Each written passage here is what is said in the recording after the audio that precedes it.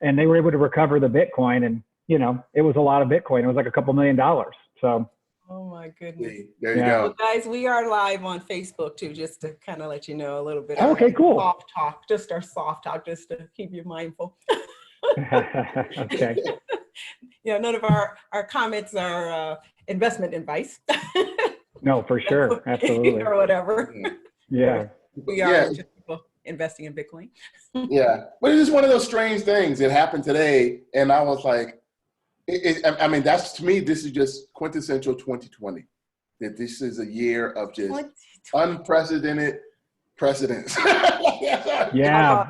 Exactly. It's definitely interesting. I don't know what to make of it, but it definitely does raise a lot of theories and some conspiracy theories. So it'll be interesting to see what happens next. Yeah, it really will. I don't know. Like I said before, people were calling me today. Oh my gosh, man! I had one person. He called me really freaking out, and I was like, "What? What?" Let me catch up first. Yeah. Yeah, for sure. No, come on, man! Don't do that. It's not that. Nobody knows. It's all right. Yeah, if COVID hasn't killed everybody, the world's not going to end. This sell of Bitcoin won't kill us. See, that's a healthy perspective. Definitely one way to look at it. Unless we want to go conspiracy theory and say, hey, that's the way to shift things off of COVID and move on to something. Yeah, no, absolutely. Lots of interesting thing. I was reading one article to where Grayscale was like buying up like 1/3 of all the new minted Bitcoin. And, they've got some analysts, they probably got some quants. They're probably sitting there looking at everything saying, it's sitting here kind of at this low level. We think it's going to break out. And they're obviously taking a big position. So that's actually more interesting to me than the whole, somebody might have found a wallet from, 11 years ago and decided to sell some, or it could be, Nakamoto himself. Without a doubt. A company like that acquiring such a large position, I mean, that to me is quite noteworthy. I do agree. All right. Yes, indeed. All right, let's see who's here. Okay. All right. Yeah, guys. So let's see. We're 7:30. Hey, we're 7:30. We should go live. All right. Well, you want to welcome them, or you want me to jump in, Eric? No. We can get started. Hey, everybody. So good to have everybody here on Blockchain Chat, Black Blockchain Consultants. You guys know me, Eric Spence. I am the president of Blockchain Consortium International. Here with my lovely colleague, Dr. Keisha Waddell. Yes, Executive Director of the Center for Blockchain Studies. Excellent. Our education space, where we're doing our part to, educate folks on blockchain technology and the related technologies, and with our special spin on it in terms of, how to get blockchain jobs, how to use blockchain for our generational wealth for our community, and be a part of blockchain businesses. So just to kind of reiterate that to our community out there watching, welcome again, as Eric said, our titan of tokenization. As he just said, it's Wednesday, so that means it's Blockchain Chat. And we do have a interesting guest today in the person of Daniel Sloan. Hello, everyone. Hey, Daniel, how you doing? Yeah. I'm doing amazing. Thanks for asking. I appreciate you having me on. Perfect. And Daniel, we know, and everyone knows, everyone should know, Daniel is one of the founders of Future Tech, and they are developing a global pandemic response. So Daniel's going to talk to us tonight about how he's going to save all of humanity. I hope so. I mean, at least try to save a few people that I like, we can focus on that first. And you guys are amongst them. So you're part of the crew. Yes. So talk to us about Future Tech. I was doing a little research on you guys. I'm excited about you because your mindset is where things need to be. It sounds like this company is all about moving where the puck is going, kind of thing, which is what we're about here Black Blockchain Consultants. So. Absolutely. So I've been in information technology industry for 25 years. I got fortunate enough when I got out of the Marine Corps to get a job in IT, and been in ever since, and been a serial entrepreneur. Started my first company back in late '96, SAP consulting firm. And it's been an amazing ride. And I have to tell you, for a number of years, it was getting kind of monotonous. Nothing was really blowing me out of the water. You know, virtualizations of servers. Wow, this is great. We can save power. We have to buy less servers. But when blockchain came along, I literally had one of those aha moments. And you know, I'm always going a mile a minute. And I literally sat in the same spot for 5 minutes. Just my mind was just churning and churning and churning. And I was all in right from the get-go. Love at first sight, if you will. Awesome. And just how impactful I felt, you know, even early on with very, you know, few use cases. And one of the first use cases that I saw that was in production, that a company was actually using a blockchain solution, was a natural gas aggregator. And if you don't know much about natural gas, it can trade in the pipe hundreds of times. And if you sell me natural gas in the pipeline, but when it's supposed to get to me, if it's not there, it's called a cut. And so this aggregator would have this issue with people cutting them in the pipeline. And so they would have to go through a manual kind of process of going back and going through all the trades. And kind of long story short, it'd take them, you know, up to 90 days to do this process.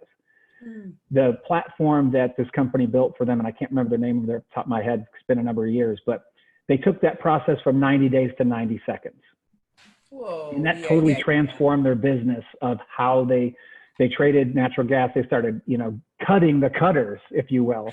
And it really had a huge impact. And I said, wow, if here is an application of a technology that essentially, with the immutability and having this ledger that you could never do before, right? You could never just put this data in an Oracle database and trust that it's the real data, because someone could go in there and change it.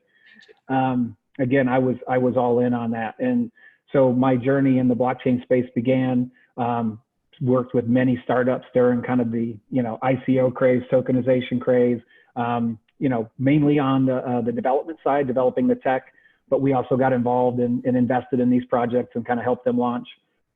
And then about 9 months ago, we really started seeing enterprises kind of adopting this, and some of the clients that I've working with previously were coming to me and saying, hey, you know, we're getting through our second and third proof of concept project, and we're wanting to do more. And that's when, you know, I went to my longtime partner, Accubits, who had done a lot of development with, and said, hey, we need to kind of come together, you know, unite the clans, if you will. Because I think if we come together as one company, we can have a better service offering. I'm here in the US, I've got an onshore team, you've got an offshore team. And so kind of long story short, Accubits and I came together. We brought actually another company, Cybermate Infotech. They're a 26-year-old publicly traded company. And they have a lot of, I would say, kind of traditional stack, legacy kind of capabilities. So we felt like when you go into a company, like an oil and gas company that has a lot of older systems that you have to integrate with, it's good to have their capabilities. So we all came together, and with my other partner, Kumar, formed Future Tech. And it's been crazy from the get-go. We no sooner got Future Tech formed when the pandemic hit.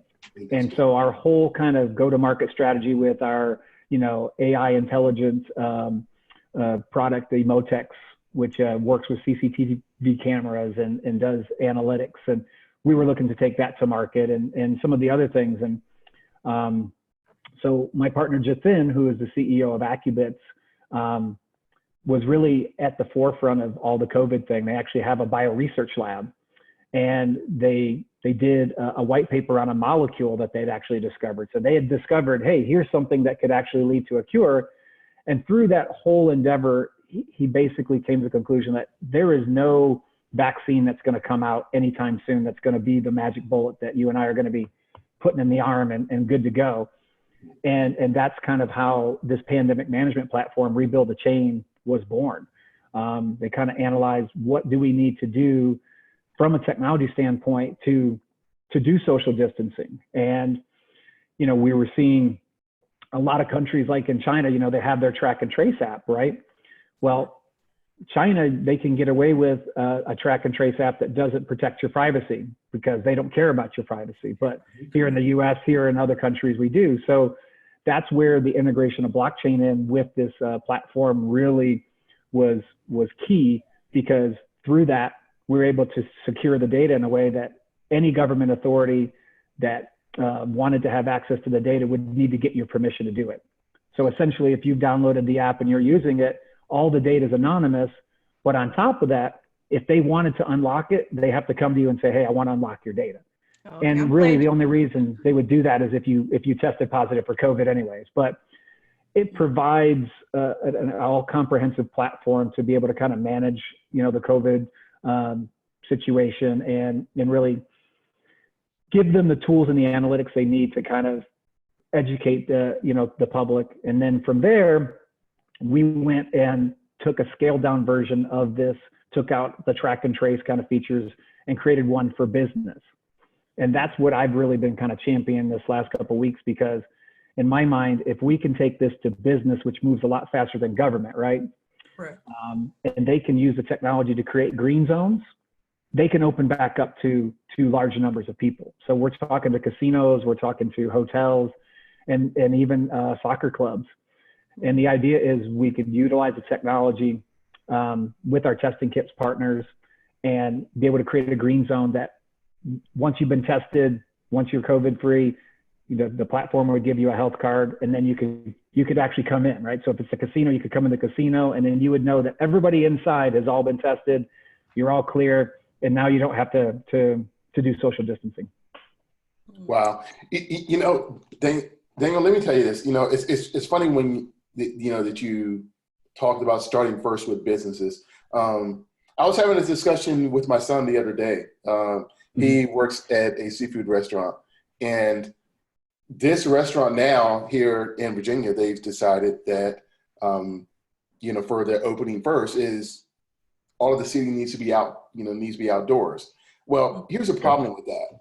They're not set up to go outdoors. Also, it rains here probably like every other day. And I'm kind of looking at that going, okay, well, how does that work then? So are they then only open every other day? I mean, and they showed a picture of this where they had turned a large portion of the parking lot into outdoor seating. But then you also know, okay, well, wait a minute then. How is that working with their whole space? It's cutting, it's having a dramatic effect upon the business itself. And, and I just see that where I kind of go, well, that's not a solution. You know what I mean? Like, that's not going to work. It's a half measure for sure. Lots of countries are trying to do this. Before you come into an area, they'll take your temperature and say, okay, that's great. You can come in, but we all know that, you can have COVID before you have any symptoms. So how is that really ensuring that the people that come into this area haven't contracted the disease and just aren't showing the symptoms? So kind of our idea around the green zone is through the technology, we're able to issue the health cards. And if you were tested before you enter the green zone and you say you're COVID free, now we can issue a digital health pass. And so that's what you'll use to scan to come into the green zone. And now you're good to go. So I'm sure you probably have areas where you live that's almost like a mall kind of area or a big shopping area. So the idea is we could start with these kind of areas that have lots and lots of hotels and shops and restaurants and set up that green zone to where people coming in can get tested, can get their health card, and then they can go inside and move about freely. Obviously, there's some logistics around making sure that area is super clean before you let people in. All the employees need to get tested every day to ensure that. But we feel like even though there's some hoops to this, it's a lot better than what you're talking about. Like, hey, let's upend our whole business and try to go outside, or, here locally, they're doing a 25%, right? And, literally you're on one side of the restaurant, somebody else is on, it's almost like 5 people in the whole restaurant and it seats 100, right? Yes. I saw an interview today with this guy from one of the unions. He's talking about how they're doing like this soft opening of one of the Disney resorts, and the frustration was on this guy's face. He's like, wow, it's really hard and we're having to do this. And, he represents a union. He wants to get people back to work. So we all have to kind of come together and figure out, these solutions to solve these issues, because, COVID probably isn't going to go away. Even though we've flattened the curve, You know, what happens if it starts to ramp back up? We all can't lock ourselves back into our houses again. I mean, that's just lunatic. And I don't think the global economy could handle another like just shutdown. So we've got to come up with these solutions, and we're actually trying to look to partner with other companies. So there's a telehealth, telemedicine company that we want to integrate with the platform. So if, let's say, somebody comes into an area and they test and they're positive for COVID, we could immediately get them on the phone with a doctor, you know, kind of help them, talk them through all of that, get them some care. And then again, I think as these businesses start to reopen, the government will start seeing that, wow, this tech is being used to open these areas. And then they'll start seriously looking at, we have some amazing conversations going on right now with different governments in Brazil and UAE. And I'm told that, you know, all these conversations are at very advanced stages to where, you know, there's like, yes, we want to do this. Just kind of waiting for them to kind of like, you know, do the paperwork, you know, get things done, dot the I's, cross the T's. So I'm excited for those things to happen. But, you know, this is a pandemic, guys. You can't take a normal government procurement cycle. I mean, you need to go faster. Yeah. You know, people are dying. And unfortunately, governments, you know, it's, you can't do a U-turn of a cruise ship, you know, like you can, you know, turn a car, right? I mean, that's the only analogy I can think of. I mean, it's going to take so long to turn that huge boat. And I think governments are like that. So we're hoping the business side of this really pushes the agenda and governments can see it, because then it's a much larger benefit to everybody. Well, Daniel, one thing you brought up I wanted to piggyback on is really, that really is the ethos of this whole, you know, blockchain space is the collaboration.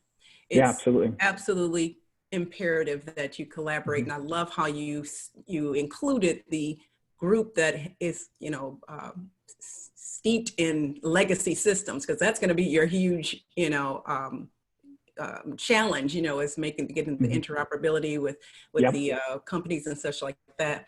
But one thing I did want to ask you about, though, is the structure of your blockchain that you're using. It is an architecture that is permissioned, I would imagine. You know? Yeah, it's actually built on Hyperledger Fabric. So we decided to use a private blockchain for this because, again, originally the idea of the tech was that it's going to be run by the government. It's going to sit on government servers. And so we wanted that enterprise grade. Plus, when you're talking about the scale that we've architected this, I mean, literally you can have billions of people on the platform at the same time. You know, I mean, not to knock Ethereum, but, you know, crypto kitties kind of crush that network. What's going to happen when the government of Brazil mandates this for all 210 million citizens and you get 100 million of them to download it? You know, you need that enterprise grade IBM kind of a blockchain to run on, right? So I think that was another reason why we decided to do that. And plus, you know, most governments are comfortable. They know who IBM is. They understand the products versus trying to come in and say, hey, here's EOS and here's this amazing, you know what I mean? Yeah, we weren't going to have any pushback on, you know, what is this tech? We don't understand it. Correct. Well, let me ask you this too. How are you guys handling the social end of it, though? You know, the privacies and stuff like that. I mean, I know you spoke of certainly the blockchain having its permission layer and that kind of thing, but you know, because I think I was looking at one of the demos of the app, the handheld app version, and it actually showed the heat map and all that kind of stuff, which is, you know, great for you. But again, not, you know, I could see where some people could use that against people. You know, have you guys considered that? Is that somebody around your table who you guys are kind of thinking about those kinds of things as well? Certainly. And actually, that data privacy and that data protection was the kind of number one. So when we looked to architect the app, like what are the goals? That was the number one goal. Because if you look at a government run application, you really need 50% or more of your citizens to be using it to really be effective, right? Let's take India, for example. They released an app that did not have data protection or privacy kind of at the heart of it, right? Once you download the app, you identify yourself. They know who you are, and they can actually track where you go. And so it's sort of sad because, you know, it's a pretty bad outbreak there. And when they kind of lifted their quarantine, the deaths in COVID spiked. Well, they've had that app in place for a month plus, but people aren't downloading it. Less than 5% of the population have downloaded that app. So I actually kind of wrote an article about it. I said, it's sad when you reach the point to where a citizen would rather take their chances and die than give up their freedom for data privacy. So again, the way we've architected Rebuild the Chain is that all the data is anonymous. So there's no identifier of you. The data is hashed as well.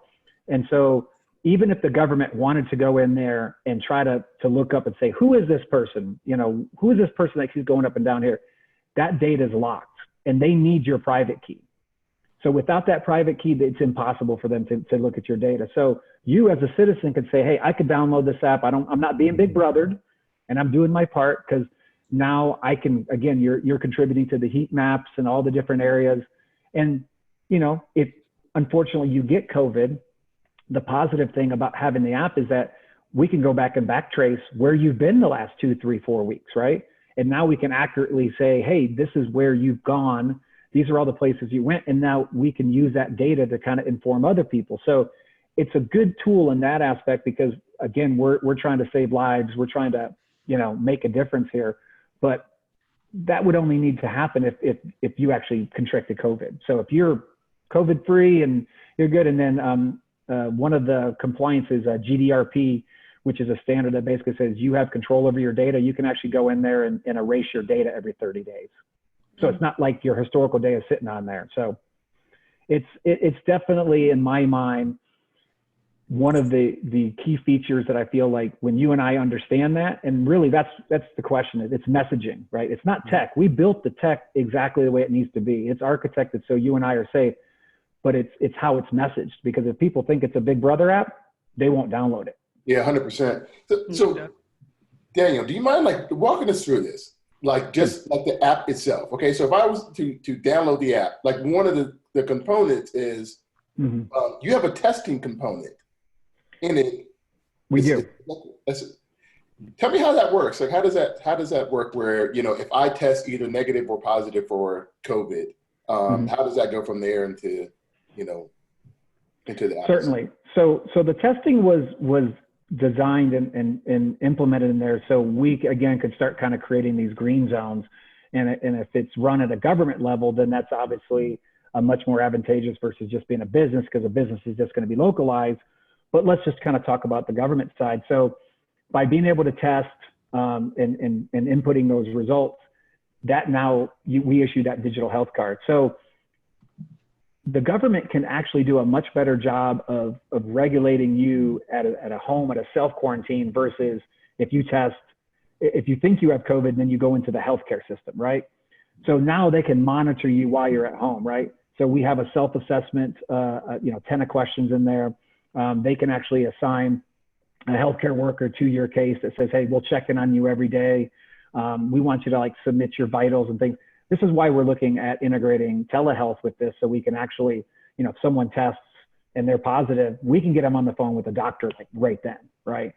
So as the tech matures, I think we'll have these kind of integrations and these things will happen. And by keeping people in their home and self-quarantined, now I've got COVID, I'm not going out, you know, I'm gonna have to stop for gas. You know, you just stay home, stay quarantined, you know, and most people can ride it out, right? You know, it's not fatal, but if somebody starts kind of going downhill and it starts taking a turn, then they're being monitored that whole time. Then they can kind of enter the healthcare system. So that's how that testing aspect works. Got it. Okay, and I know that you mentioned it several times of the green zones. So the green zones would be areas, whether they're whether they're schools, shopping malls, stores, or whatever, where you're able to, before even traveling there, know that that place is COVID free. Absolutely. Yeah. So obviously at the government level, the idea is that they would start establishing green zones, and that would be represented on the app. And you could say, okay, where could I go that I know it's COVID free?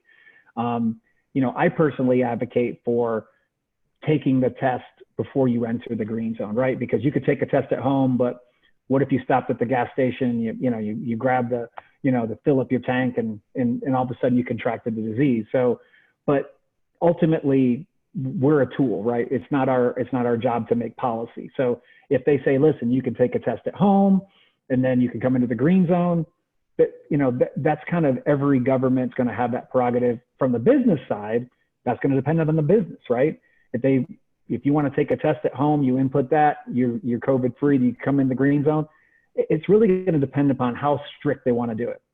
We're talking to a soccer club and they're like, listen, we don't want anybody to come into the game that's COVID free, that isn't COVID free, right? So we're going to set it up to where, we have these rapid tests that literally are 98.6% accurate. They're self-administered tests, right? So you don't need like a doctor or anyone there. You literally, you get the test, boom, you prick your finger, you got the blood thing. It tells you within 10 minutes if you're COVID free or not. And then from there, the platform will issue your health card. And now you can get into the stadium and you can watch the game and, your team scores a goal and you can actually hug the person next to you, right? It's like, yes. So that's kind of the idea is, let's set up the procedure and the methodology that kind of lets us operate like we did, pre-COVID safely. Yeah. I mean, I think it's really interesting of just seeing this as a potential avenue out there, because right now, of course, you mentioned vaccines earlier. I don't know if anyone's paying attention, but there's a lot of people who are really have some significant issues about and just vaccines, period. And especially, I think, if I'm not mistaken, I think Oklahoma, there was a bill that was proposed to the state about mandatory vaccines. That is a major kind of point of contention, isn't it? Right? I think in Oregon, I saw something to where essentially they weren't going to let kids into the public school system unless they were vaccinated, and say, hey, you can homeschool them, you can do this, but you can't enter them and that was a big point of contention. So yeah, and one of the things that we kind of talk about is this solution isn't meant just for COVID, right? We actually are one of the testing companies we're looking to integrate with. They can test for HIV, they can test for malaria, they can test for so many different things. So this health card system could extend beyond just COVID. And then what happens when it's COVID-21, right?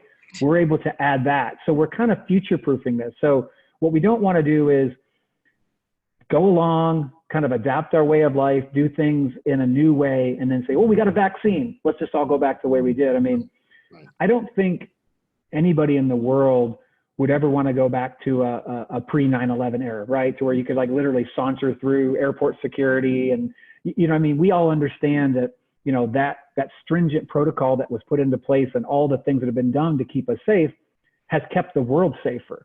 So we wouldn't go backwards from that. And I don't think we'll go backwards from this. I don't think even if we have a vaccine tomorrow, we would just revert back to, the way we were doing things. So this at least gives a tool and a mechanism to ensure that this COVID and the next one and the next one, we have a way to kind of ensure that we don't just have to lock ourselves up for 2 months, 3 months, whatever.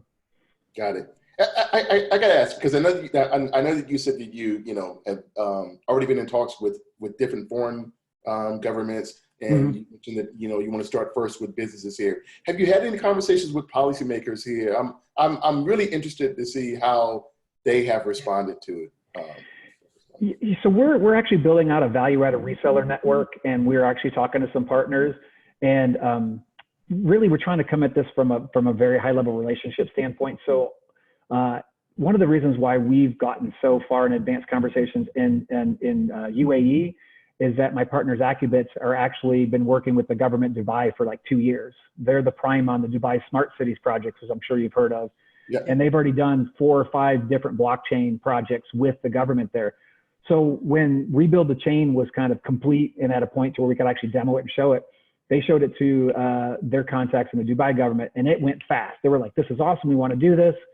And then when the federal government found out about it, they said, wait, hold your horses, Dubai.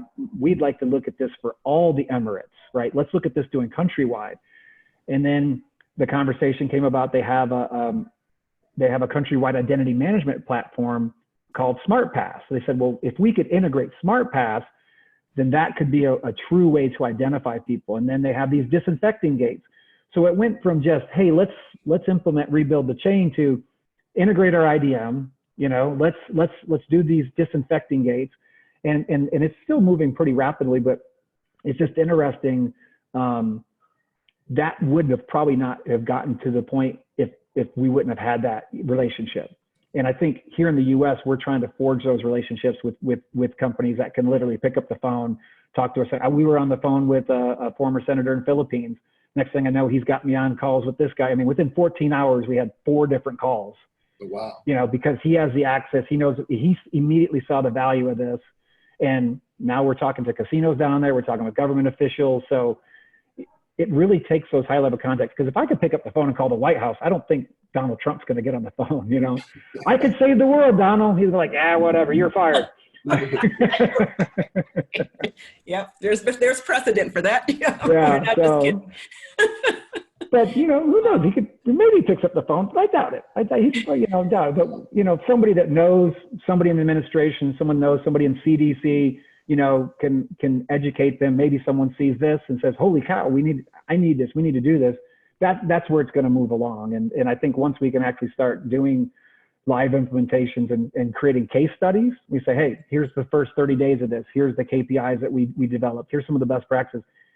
Then the dominoes will really start to fall. So still early days on this, but we're getting so close to doing our first one at a government level and business level. It won't be long. It makes a lot of sense. Yeah. And maybe we do your son's seafood restaurant. We'll go down there and then we can open it up and everyone will be like so jealous. Like, well, how could they get everybody? They got 100 people in there. How is that?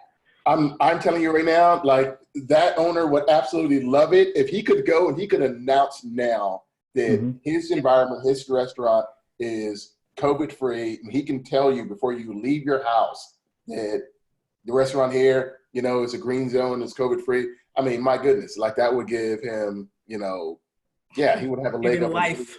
Yeah, I mean, you know how things move. It takes one person to be able to do that, and everyone else would say, hey, I need to do that too. Like, how do I do that for myself? Yeah, and ultimately what we're kind of looking at is like the shopping mall analogy, right? How many shops are in a mall? We can do one implementation for the entire mall. So every shop could kick in their money to say, okay, there's, 100 shops here. So instead of the shopping mall having to bear the cost of doing this and setting this up, all the shops can equally share in that cost. So now you've got a solution that isn't too cost prohibitive for them to do because there's so many. So same thing, like I did an article about green zones and kind of talked about our convention center, George R. Brown. Well, when you look at the map, there's a hotel and restaurant here. There's a bunch of restaurants. There's our stadium for the Rockets that play in it, Minute Maid Park where the Astros play. I mean, you literally could collaborate with all those businesses down there and set up a giant green zone and open up that whole area. And one of our nicest parks downtown is right there, Discovery Green. And you could let people back into the park. So that whole area is set up and architected in a way to where you could have the entrance points. And like I said, I did an article about that. Said we could open that puppy up very fast. And one implementation for the tech could be for that whole area. And then they could all kind of share that. Or the Rockets could pay for it, and then they could just give it to everybody else. We're actually talking to some of the soccer clubs in UK, and they're like, we have lots of bars and pubs around us. It goes, we would just pay for it, and we just let them all use it for free. And we want them to open. The fans go in there and they have a drink before the game. And so I was like, hey, I love the altruism because, like you said, I mean that's blockchain, right? That's the spirit of this and the collaboration and kind of helping people. And so I'm hoping that happens. Well, listen, speaking of all that, that sounds like a lot of, space and land to cover. Do you have any positions available for your sales force, for your beta testers? What's going on with the timeline with this project? So I've added a lot of people to the team. We brought on some people to kind of support us in all the things that we're doing. The head of our PMO is doing a good job so far, but I might need to hire another project manager once all these kind of projects start falling. So absolutely, we're going to be, the way we kind of set things up is all kind of the high level, solutions architects, project managers, business analysts, they all are here based in the US. They're all client facing. And then most of the heads down work is done in our overseas with our partners. So we're going to be adding a lot more people. We just need some of these projects to actually kind of go and start implementing. And then we got to see what our clients want to do, because for a green zone, how many people we're going to need to set up a green zone? How big is the area? You're going to have security around the whole perimeter. We're going to have people to kind of, set the queues up and usher people in, hand out the test, scan the results.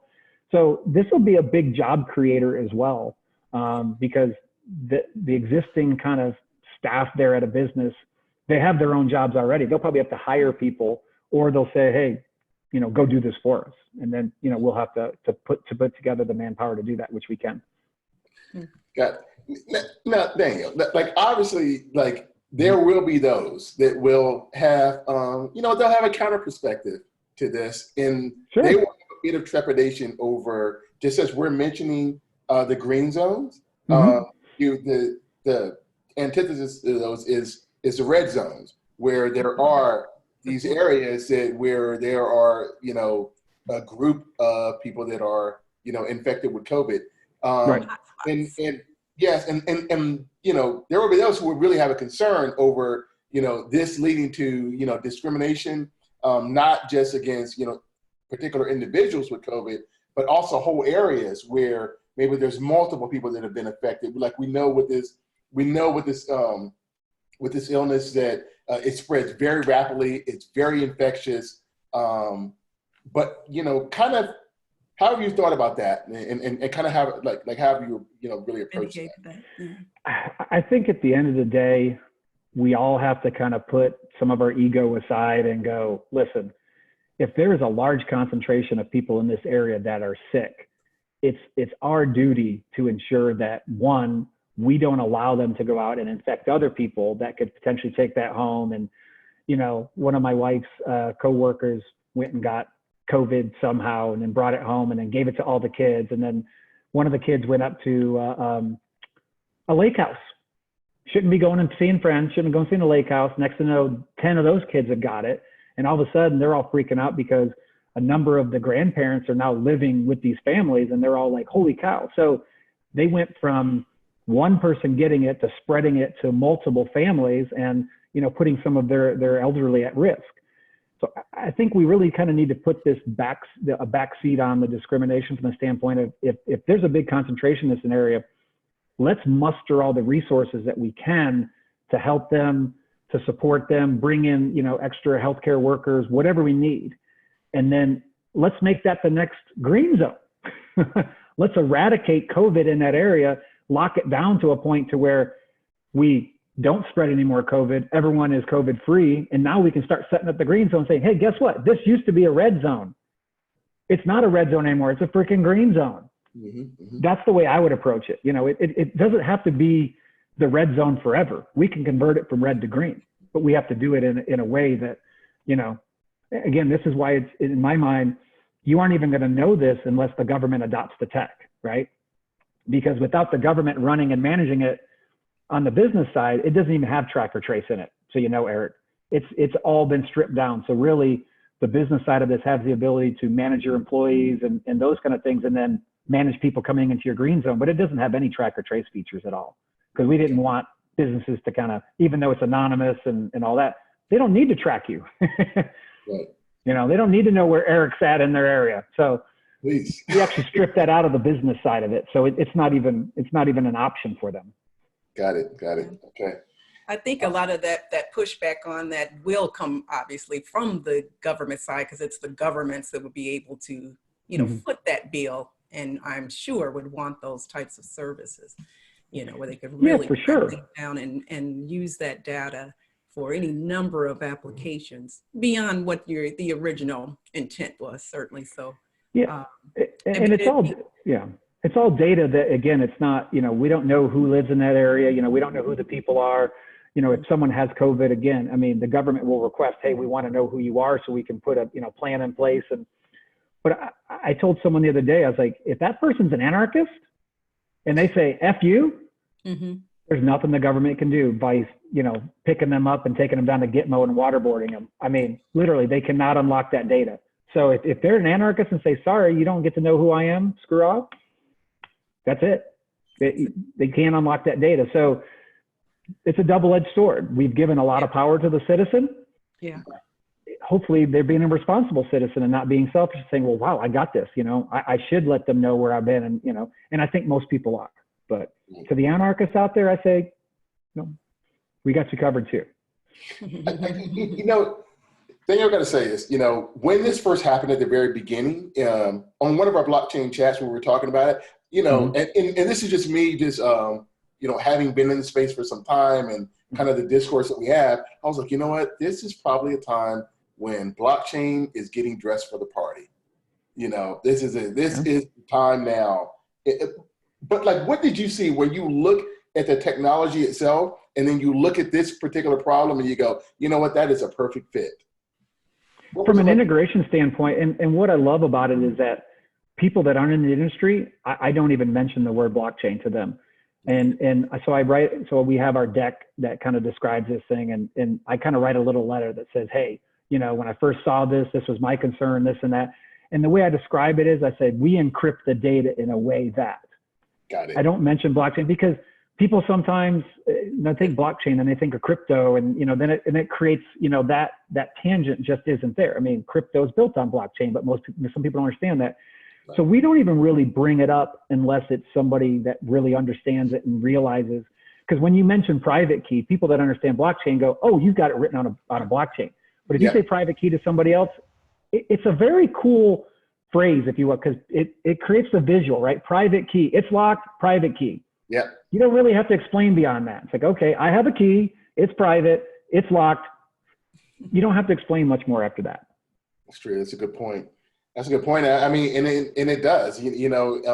That's interesting mentioning that even in a case like this where it's really important, just like you said, the citizens are empowered, that they are in control of their data and that they're protected. And yes, private key as it is. For people who aren't, familiar with the space, that does convey that to them. That, hey, this is you. You're a sovereign individual. You're going to be in control of this. And I think people will be much more receptive to it.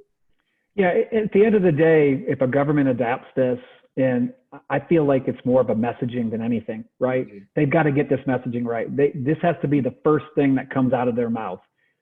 Your data is protected. We can't follow you. It's all anonymous. I mean, if they get that messaging right, people will download it. And I'm being told that there's a few countries that have these apps that don't have, the architecture like we do, that is actually starting to look at our technology and saying, we should just replace what we have and change with yours, because we can't force people to download it, and we really need them to download this. So they're starting to see these failed implementations of these track and trace apps, which ours is more of a wellness app. I don't really like that track and trace. It's a feature in it, but with the health cards, with the testing, and I think with telemedicine and some of these other things, we're actually talking with the group about integrating they have FDA certified PPE gear, right? And so if the government could offer this on the platform to you, it's like, if you want to buy masks and if you want to buy PPE gear, right now you're like, okay, I got to go to Amazon. Is this stuff legit? If this is on the app and it's a government approved vendor, then you're getting the real stuff. It's true. And that could be a way for them to kind of offset the cost of the platform, because they would obviously make money for people buying stuff on the platform. So there's a lot of great things on the government side. But again, I'm very excited about the business side, because I really want to get businesses open again, and they'll move quickly. And so that's really been my focus. As much as we need this on the government side, if they can start seeing businesses using it and opening up, that will drive the adoption of this much faster than us banging our head against the wall trying to explain it to them. I can really see that, because, this is, to be honest, I think even it's so funny how things change in such a short period of time that we have went from this to the point of, who can imagine a football game now with 80,000 people in the stadium? Yeah, like who can it? Like I can't. It drives me nuts. Right. I mean, I'm missing baseball right now. I'm an Astros fan. You can see behind me. That's the world champion Houston Astros there. I'm missing baseball, and there's something about going to the game, the camaraderie. And like I said, I mean, how can you social distance in a situation like you couldn't? Right. Some your player hits a home run, you're going to want to hug somebody. You want to high five. You're going to spill beer on somebody. It's just going to happen. So you've got to set it up in a way to where we can just come together. And quite frankly, I'm missing church. Being able to go. I mean, how do I go to church and do that? Mm-hmm. You can't do church and fellowship with okay, we all got to be 6 feet apart, or it just, I don't see how that works. So we need to do these kind of. Yeah, I'm a teacher, so we're battling and grappling with the idea too. I mean, I'm a high school teacher, and then I can't imagine how it would be. But we're having to, obviously, though, trying to figure out how it would be on the lower end. You got little kids, that they're going to school to socialize, and be socialized, so. How does that work? So these things definitely need to be, and a lot of times the tech is not the issue. It's it's the how it's being used. A lot of times that could be problematic or tremendously transformative. So I'll never demonize tech by any means. It's just making sure that we have our regulations in place to mitigate any of these concerns and to really bring those concerns up in the, as these other applications are being considered. I think it's super important. But again, really excited that you guys are pulling together the teams and thinking the thing through. This is very, very interesting. What other projects did you have on tap here? I understand that your group this isn't just this probably is a big one right now with COVID, but any other major projects or anything you're excited about? Yeah, so actually there's a pretty cool project that my partner Accubits are doing. They're actually building and launching a blockchain satellite. And so they're going to be hitching a ride with Elon Musk's satellite here, SpaceX, in 2021. And so they actually got the local government to kind of help them broker the deal. And so, they're scheduled to be on the payload and to launch this satellite. And so that's pretty cool. I mean, there's a lot of great things that we're doing, with enterprise projects like NASA and some of the startup projects that I'm super excited about. We're actually working with a company that's trying to create an Angie's List in Mexico. They're calling it Pedro's List.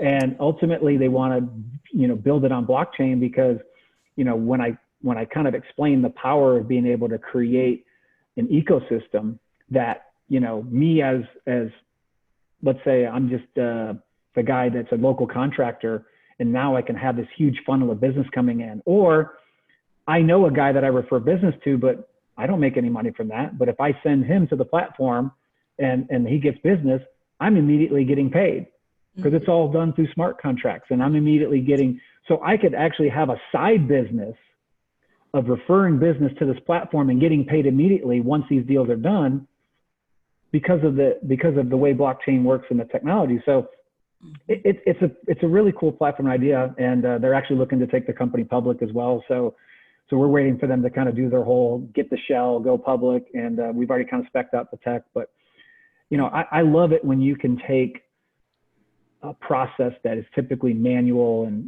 something like, are you guys familiar with that company? It used to be called Ebates, but it's called Rakuten now. It's like the loyalty rewards program. Yeah, I'm very familiar with several different types. And there's an MLM that does a royalty thing like that. Yeah. Yeah. So one of the things that always baffled me about the Rakuten thing is that, I got the plug-in. I'm buying my airline ticket when I could fly. I'm shopping everywhere. And then every 6 months I get this thing called my big fat check. And I used to carry one around with me to show people. It's like, okay, it's $70. I don't know how fat that is. How many people were employed to cut me this check? What was the process to accumulate all this? What was the postage on this? And I had to wait 6 months to get it. I said, we build and tokenize this whole process for you. I buy my ticket. I know I'm getting 2% back. Boom. They could create their own token. They could pay you in Bitcoin. They could do it in USDT if they wanted to. That process could be instant. That could be automatic. Why are you doing this old school? It just blows my mind. So I think as we kind of move along, and Eric can talk about, is blockchain getting dressed for the dance? I think more and more companies are starting to see implementations of it. And the great thing about blockchain is we don't have to go in and replace their system. It's an integration. We can come in and connect to that. And so unlike an SAP that is literally an atom bomb, right? Once SAP comes into your organization, all your other systems get replaced. It's done. Right. Boom, nuclear war, you're over. Blockchain is a gentle integration. You come in and you connect to those systems and those legacy systems, and then you enhance that. Whether you're on chain, whether you're off chain, you still are getting those benefits of blockchain. So I think that is one major advantage to the technology is it doesn't necessarily come in and kill what you have. You could rebuild everything on blockchain, but you don't necessarily have to. Right. Yeah. Start with those blockchain inspired solutions, certainly, and then enhanced and so on to a full, complete. Absolutely. Yeah. Yeah, Daniel, like I got to say too, what are the use cases that, like, have you identified and you've seen out there? And some of these, like, you may not want to divulge in because maybe you're working on some stuff, but I'd love to hear like some of the other use cases that you're taking. Certainly. So there's a company that we're currently negotiating with right now to basically acquire their tech, because we thought about building a blockchain platform for PPE and other gear, because there's a big problem and issue with the provenance of this, right? So you're calling me up, Eric, and saying, hey, I've got 100,000 N95 masks and da da da da, and so I'm like, okay, great, and I'm doing the stuff on my side, and then all of a sudden we get to the point of doing the deal, and we actually authenticate your stuff, and it's fake. It's from China. It's not FDA approved. Yeah. How much time and energy, all that stuff that we wasted. Mm-hmm. The person, the client that was going to buy it from me may have bought it from somebody else. I might have missed out on the deal totally because you're about to sell me bogus stuff. Mm-hmm. So if we can have a platform that can, authenticate that, it doesn't have to be start from the manufacturer. It can actually start from the distributor. But it was originally built to deal with the whole issue with counterfeit medicine. Mm-hmm. So it has all that capability in there. And so we're looking to adapt it because a number of our partners that are VARs are actually selling PPE gear to governments. That's why they wanted to be a reseller of ours, because they're already working with governments. And, they're talking, oh, we got these broker chains sometimes, and, they're wasting our time. And again, so we feel like that's a tech that, is something that if we could bring that out and almost build like a marketplace to where, they can put their, you can put your orders out there. Hey, I want to order X amount of stuff. The companies that are putting there, they have to kind of go through all the checks and ensure that their supplies are all legit and real. Now the blockchain is your trust, right? You don't have to have it. If I come to you, Eric, and you're my broker, you're my intermediary, I'm trusting you. Mm-hmm. We set up the platform. Now the platform's that intermediary. It's that trust, and that can make things happen faster. So that's something that we're looking at. And it's just going to really depend upon how long it's going to take us to adapt it. I don't think it would take too much because, again, it's set up to kind of track medicines. Medicines is not too different from PPE gear. We just have to kind of customize it. And then the GUI is actually a little ugly, so we want to rebuild the graphic user interface on it. No,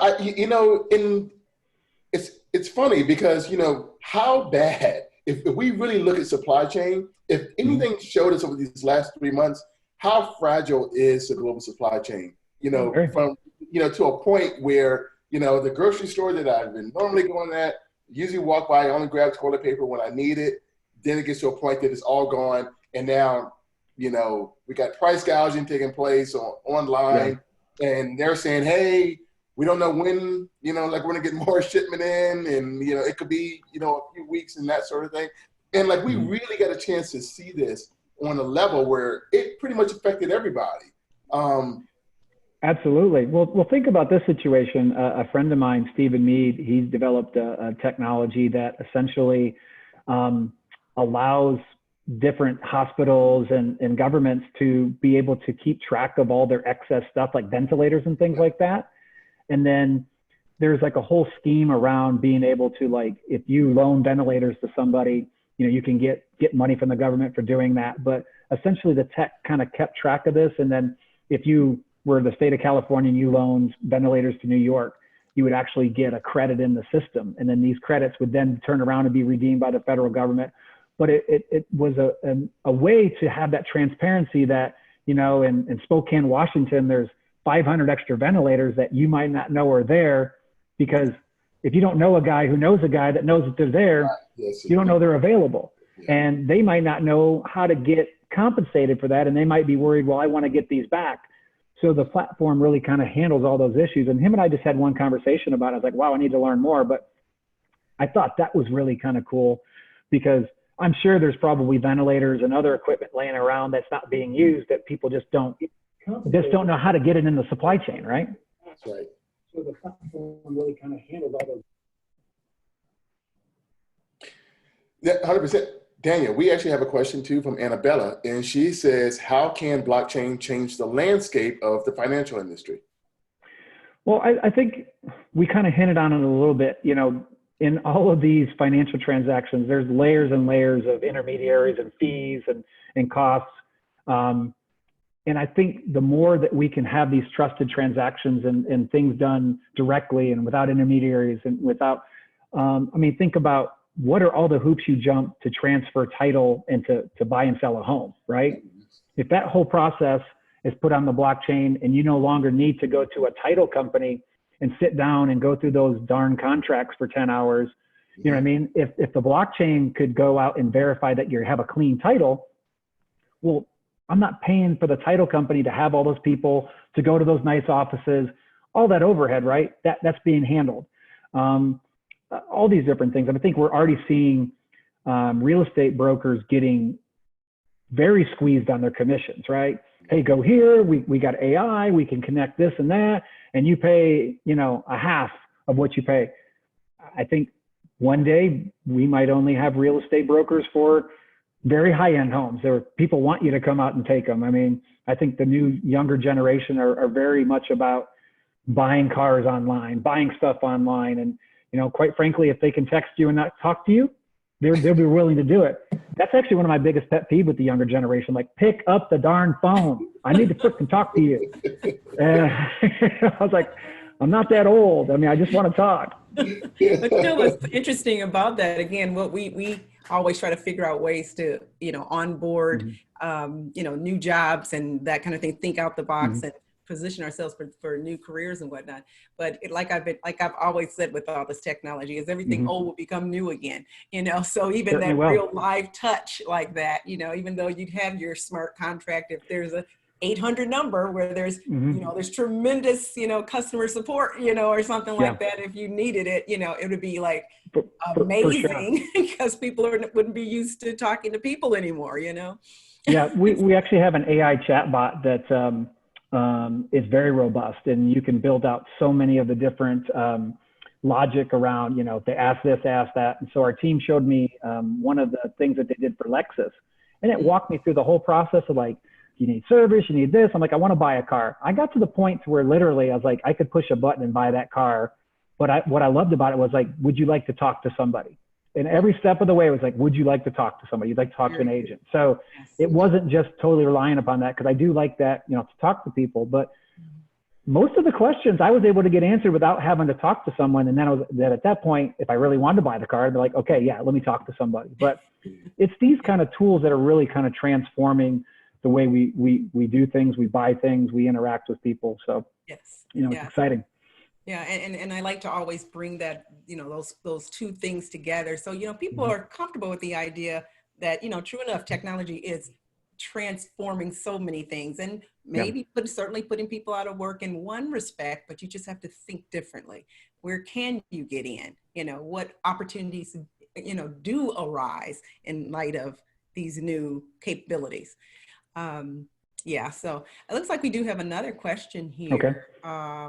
Let's see here. It says, what are some use cases that demonstrate how blockchain can make government systems more efficient? Well, probably not to be very popular with the H&R Blocks of the world and things like that, but you could literally do away with the IRS and set up a flat tax system if you had a digital currency. Sure. I actually posted an article today about how the government was looking to launch this digital currency to you know, crypto to be able to pay these incentives. And they're like, no, we'll just give you a debit card.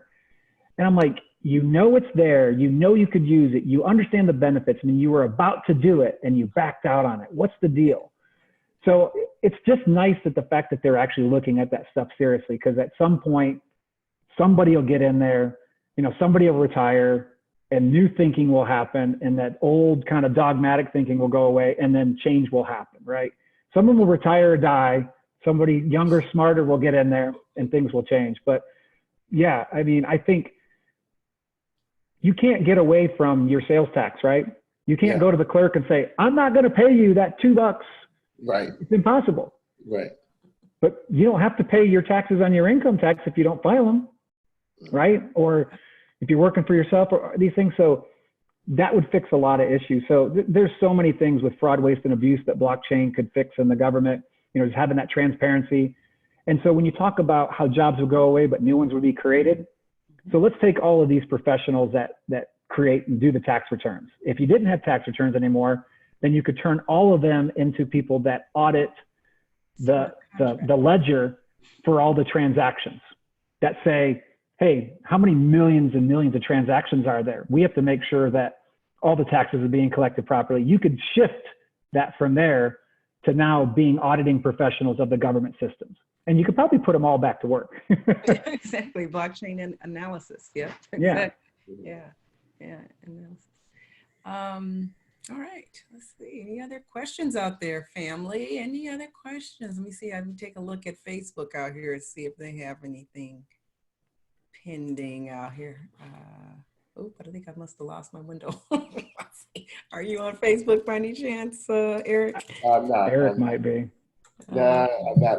I tend to stay on. Stay focused. Yeah. Stay focused right here. Yeah, I was just trying to see if I could Start reading his Facebook posts. questions out there. I didn't want to miss anybody since we are live there as well. Let's see. There we go. No, I just asked, are there any questions? Nobody said anything. Okay. Well, Dan, let me just tell you, this has been a great conversation, with you tonight. I love the fact of these alternative solutions being proposed, because right now there's a very binary, thing happening right now where it's either this or that. And that's always really dangerous, because then, it becomes very polarizing.